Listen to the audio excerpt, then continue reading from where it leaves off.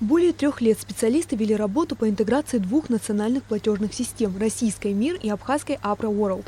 Работа была направлена на организацию взаимного обслуживания двух карт. 11 июля был подписан договор между нашими системами, и первый этап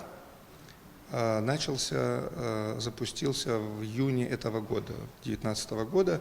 Первый этап он был направлен на прием карт МИР в инфраструктуре Apro. Это означает, что граждане Российской Федерации и вообще любые держатели карт МИР могут использовать ее в Абхазии. Национальная платежная система МИР была создана в 2015 году. Российские специалисты активно работают над ее интеграцией в экономическое пространство иностранных государств. Более года назад карты МИР были внедрены в Армении. По той же схеме система взаимного обслуживания была запущена и на территории Абхазии. Карты Apro World называются, новые карты с новыми чипами, которые позволят держателям этих карт, преимущественно гражданам Республики Абхазия, использовать ее не только в Абхазии, как это было в последние годы, но и за пределами Абхазии в инфраструктуре НСПК МИР, то есть это в Российской Федерации, в Армении, в Турции, в ряде других стран. Совершать операции по домашней карте, находясь за рубежом. Главное преимущество, которое теперь получат держатели карты Apro World.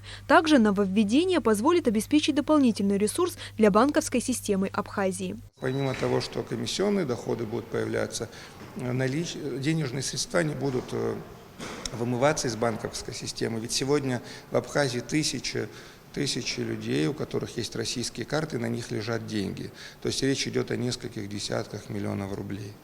А сегодня с появлением этой карты эти деньги будут находиться на счетах в банках Абхазии. Делать покупки и совершать различные платежи при помощи новой абхазской карты за рубежом можно будет без комиссии. Лишь при обналичивании денег с держателей будут взиматься средства в размере не более 2% от запрашиваемой суммы.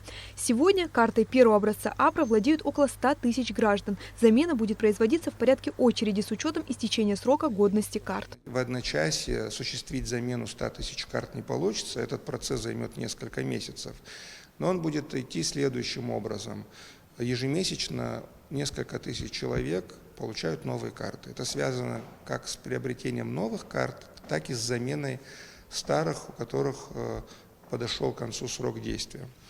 То есть получается, что с октября месяца этого года, в частности в Сбербанке, новые карты, которые будут выдаваться в обмен на ранее выданные, они будут уже карты Apro World. Процесс оформления пластиковых носителей Apro World начнется в республике со следующей недели, а география обслуживания новой абхазской карты будет расширяться по ходу интеграции национальной платежной системы МИР в зарубежное пространство.